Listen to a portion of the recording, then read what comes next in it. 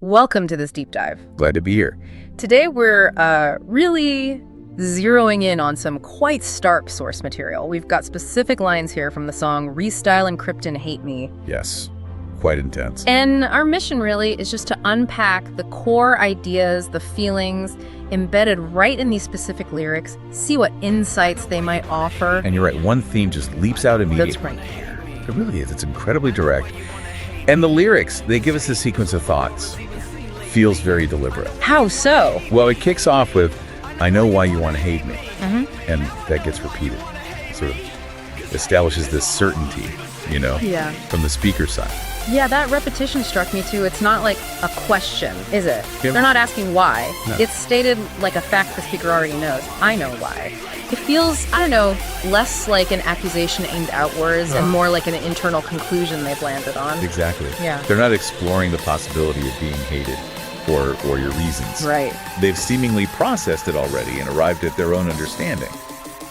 But then, the really fascinating part is the reason they provide for this. Ah, the justification. Because the very next thought we get is, because hate is all the world has even seen lately. And this is where it gets really interesting, I think. Because the reason given for being hated is completely externalized. Right. They don't point to something they did. No, nothing personal. They point straight to the perceived state of the world.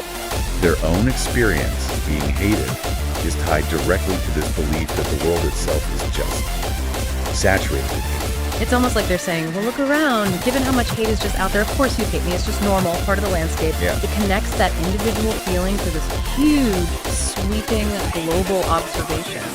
Could be a defense mechanism, maybe? Or just a way to make sense of negativity, right? Yeah. By embedding it in a larger kind of bleak worldview.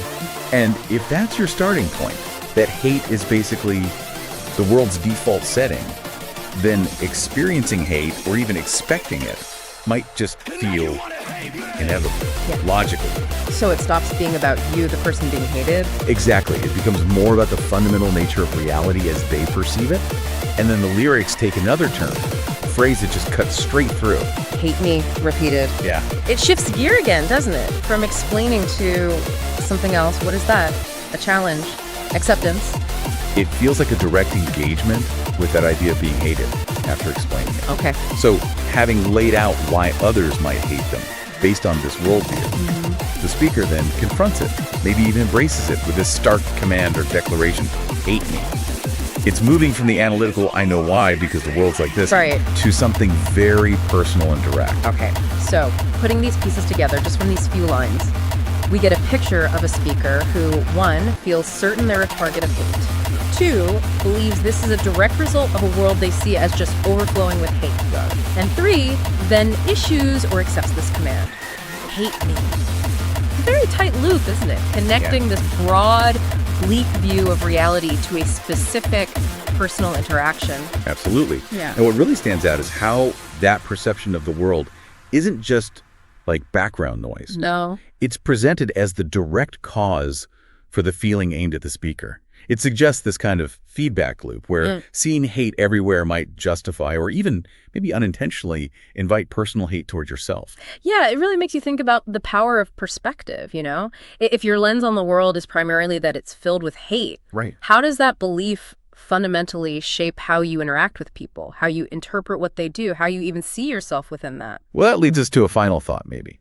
If someone genuinely holds the view we see in these lyrics that hate is all the world has even seen lately, Yeah. how does that specific worldview shake their motivations, their interactions?